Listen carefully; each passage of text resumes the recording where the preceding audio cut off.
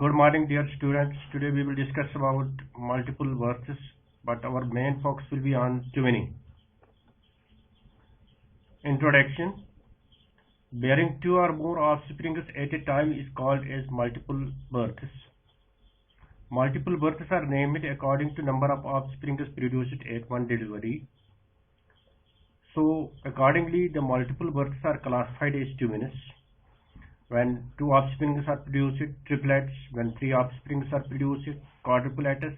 When four offspring is produced, quintuplets. When five offspring are produced, cases up to 8 offspring have been so far known. In non-human species, whole group is called as litter. Multiple births are rare in human and exceptionally rare in large mammals.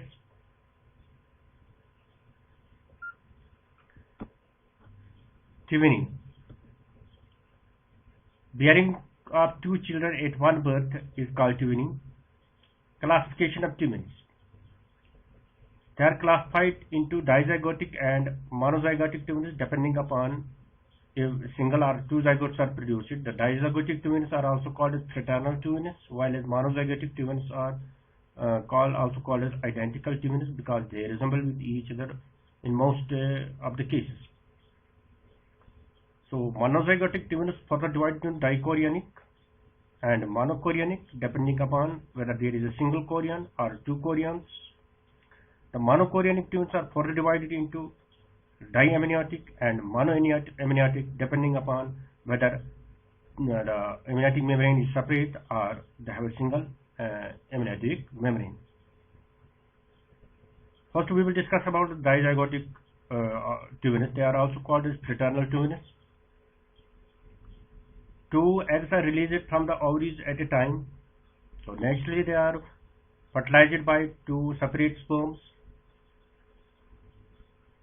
Two zygotes will be produced, so with division and redivision, two morullas and then two blastocystis will be produced. These blastocystis will then implant separately into the uterine cavity. So two fetuses will be produced, which will separate in most of the cases, like they will have separate chorion, they have separate embryon, they have separate placenta. The dizygotic twins, they are like two siblings of the parent which are born at different times. Their resemblance is not more than that of the two siblings, may or may not be of the same sex. Only they resemble in their genetic makeup up to 50% of similarity in their genetic makeup. Sometimes the placenta of the two zygotic twins are fused, which leads to shared circulation and consequent cell trafficking.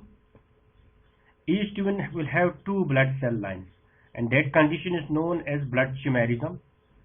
Since there are two red blood cells, two types of red blood cells from two different these fetuses, each fetus will have two red blood cell lines, one cell line from each fetus.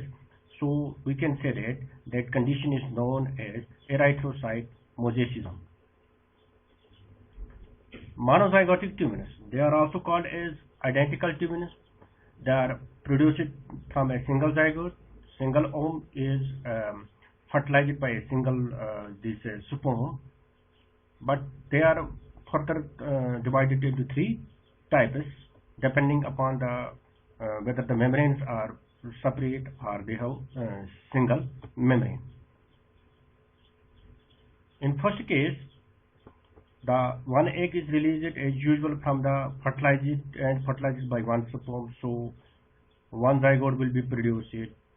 So this one zygote will divide and form two cell stage. At this two cell stage there will occur separation. So naturally two blastocystis having two separate trophoblasts will be formed, which will implant separately. So the two embryos will have separate chorion, separate amnion and separate placenta. So we can see here the two fetuses here produced, they have separate chorion, separate amnion, separate placenta, and these twins are called as dichorionic and diamniotic because they have separate chorion and separate amnion. Another condition can be single ova fertilized by single this sperm at a time produces forming single zygote. This single zygote will form two cell stage. The two cell stage will form the morula and then the blastocyst.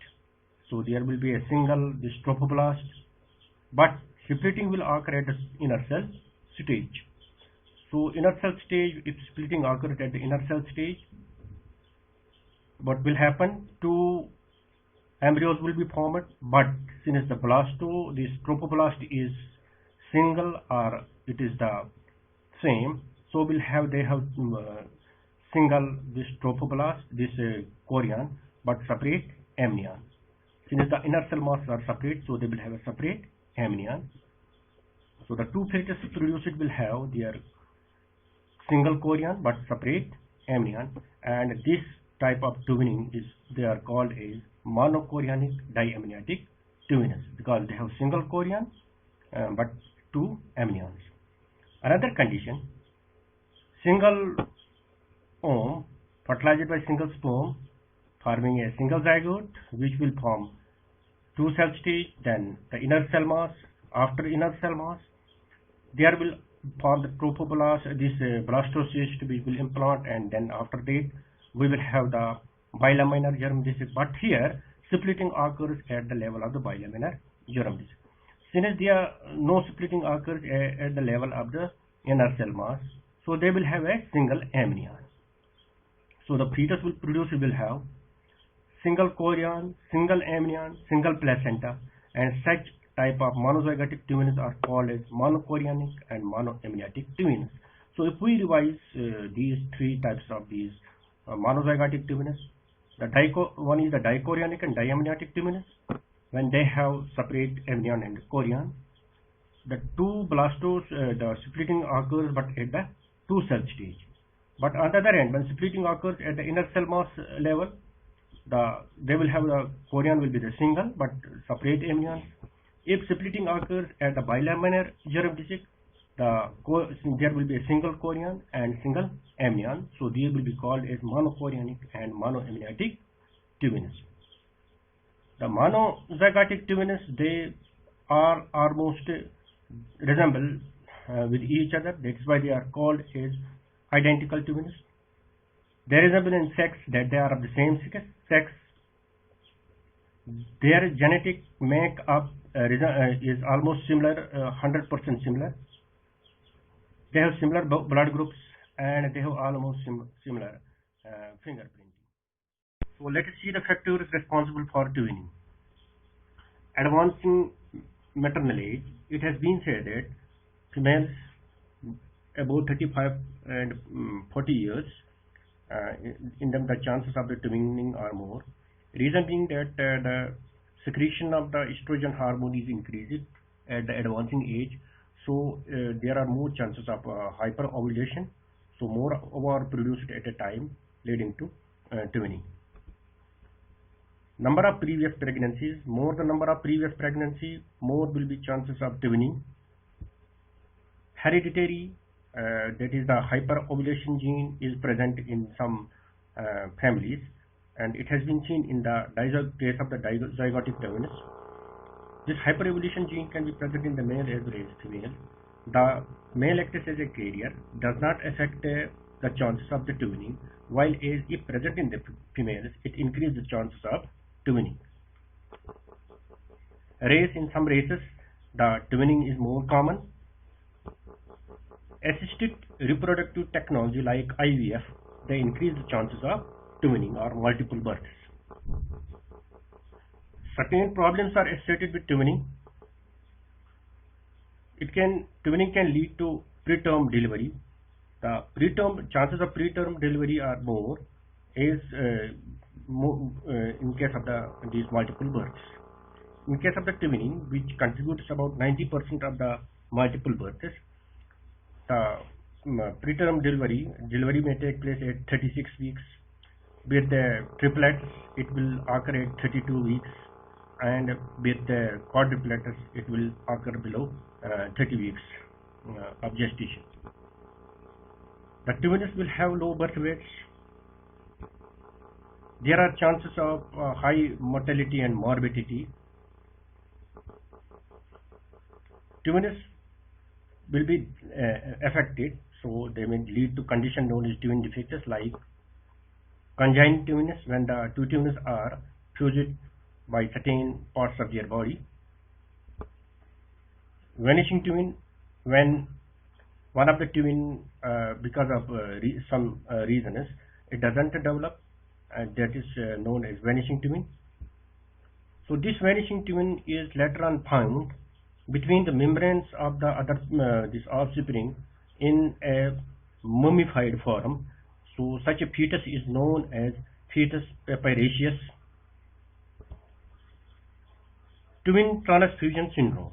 In case of the fused placenta of the two twins, there occurs shared circulation. One fetus gets, in some cases, one fetus gets more circulation, while as the other fetus gets less circulation. So that fetus which gets less circulation will not develop properly. The other fetus which gets more circulation will develop properly. So this condition is known as twin transfusion syndrome. Conjoined twins. They are also known as Siamese twins. The twins are fused by certain parts of their bodies. So it occurs due to partial splitting of primitive node or primitive streak.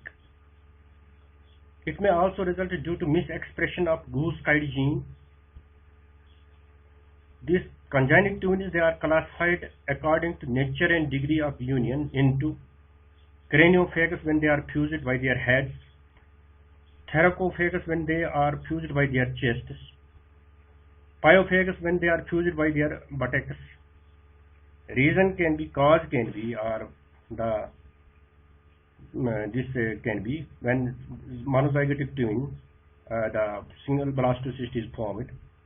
So trilaminar gastrulation occurs, but there occurs partial splitting of this primitive streak or primitive node. So the twins produced, they will be fused with each other. The fusion may occur by just on the surface, or they may involve some vital organ. Here we can see a case of conjoined twins. The two twins, they are fused by their trunks. Here in this case, it's a case of craniophagus, where the two twins are fused by their heads. Case of pyophagus, the two twins are fused by their buttocks. There are some historical cases. This case is a case of conjoined twins known as Ladin and Lali from Iran. They graduated from the university later in 2003. They were born in 1974. In 2003, it was suggested to separate them. So surgery was done in Singapore, but unfortunately, they could not come out of that surgery. This is a case of a conjoined twin known as Chang and Eng. They were fused by these abdomens. They married.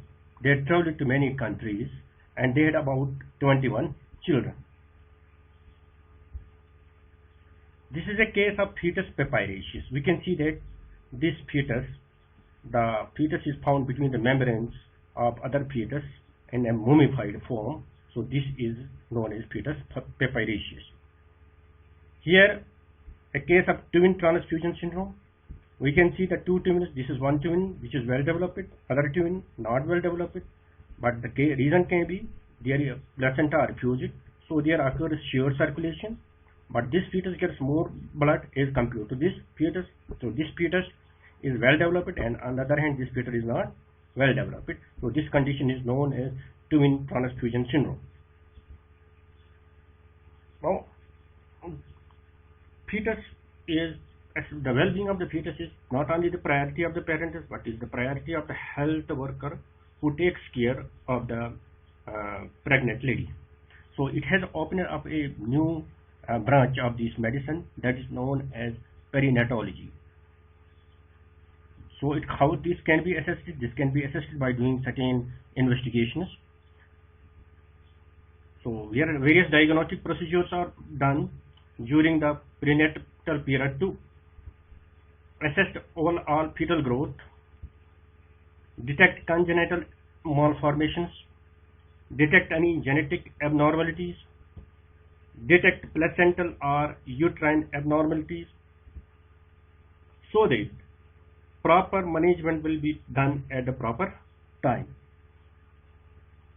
So these prenatal diagnostic procedures, they are divided into non-invasive and invasive. The non-invasive, we have like the ultrasound and Doppler, maternal serum screening, and the whole body MRI. On the other hand, invasive, we have the amniocentesis and the chorionic villus sampling, ultrasonography and Doppler. High frequency sound waves reflected from the tissue produce images. This is a relatively non-invasive technique. No substantial risk factors associated with this type of investigation. This is done transabdominal or transvaginal approach.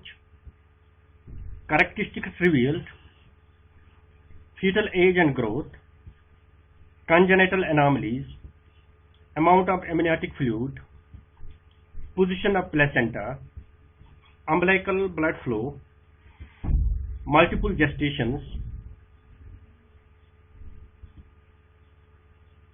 The parameters used to assess fetal age and growth by ultrasonography and Doppler is the ground rump length during the 5th to 10th week, that is the length from the vertex to the vertex. After 10 weeks, a combination of measurements are used to assess fetal growth and age. These include biparietal diameter, femur length, abdominal circumference. So congenital malformation is detected by ultrasound, like neural tube defects like anencephaly, spina bifida, abdominal wall defects like omphalocele, gastroschisis, then cardiac defects like facial defects like the cleft plate and the cleft lip. So these are the congenital defects which can be picked out by the ultrasonography and the Doppler scanning of the fetus during the prenatal period. Now here we can see a USG done of the fetus.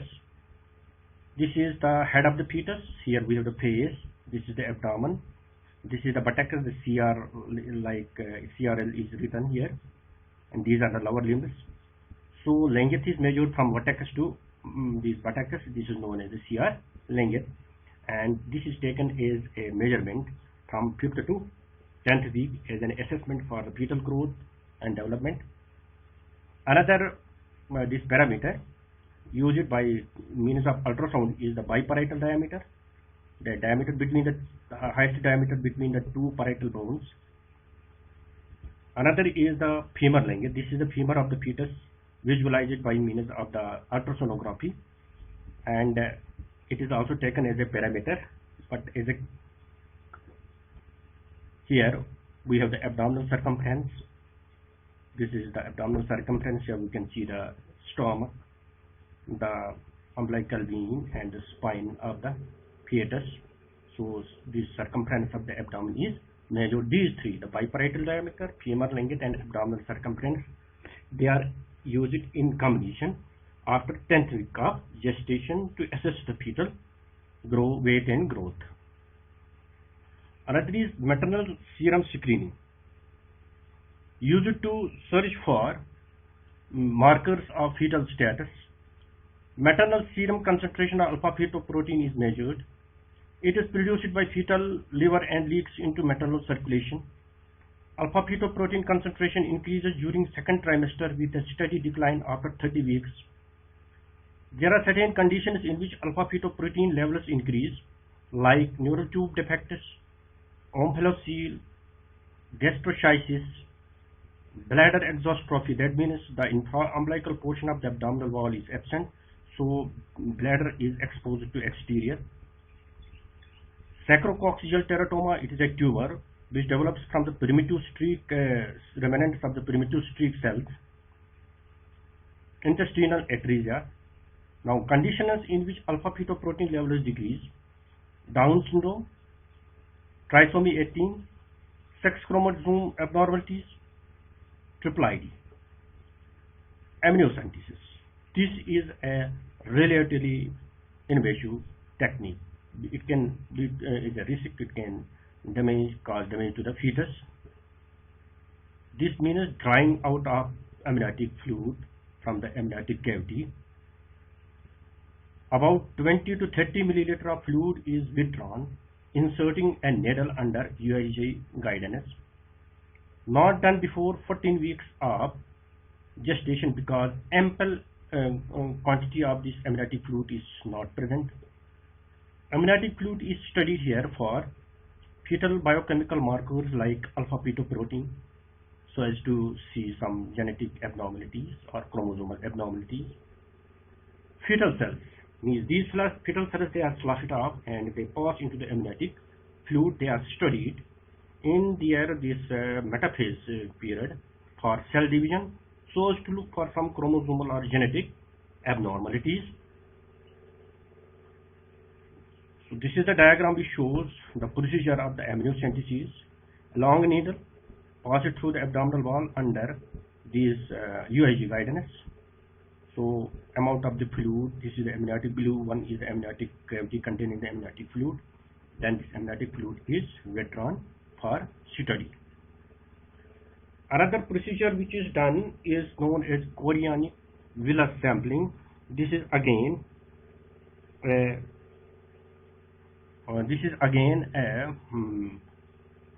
invasive technique.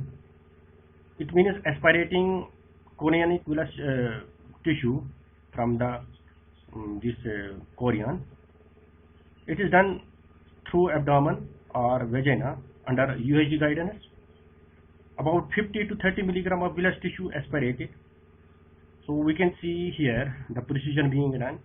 This is through cervical or the cervical or transvaginal under USG guidance. Here this is done through the abdomen, again under the USG guidance.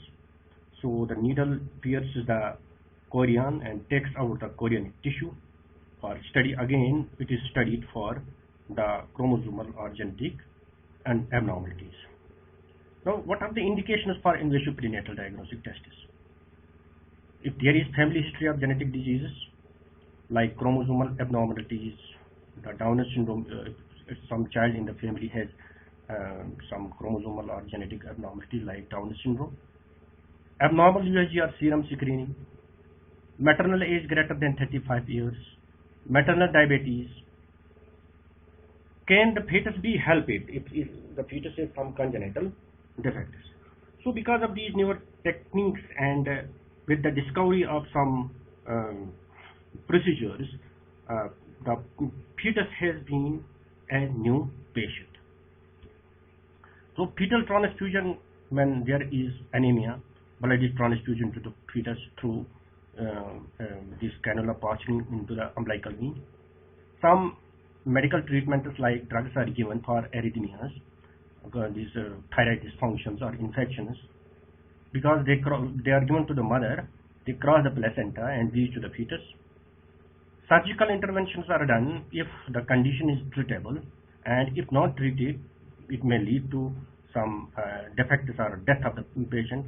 Like in case of the congenital diaphragmatic hernia, it is surgical intervention is done prenatally. Another is stem cell transfusion. This procedure is done before 18 weeks when the immunological response or competence has not been produced. Some red cell stem cells, these immunohemopoietic stem cells, are this transfusion. So for some immunodeficiency and hematological disorders. Similarly, a therapy called a gene therapy is done for some congenital disease like Tay-Sachs disease or cystic fibrosis. So this is all for today. Thanks. for watching. Take care.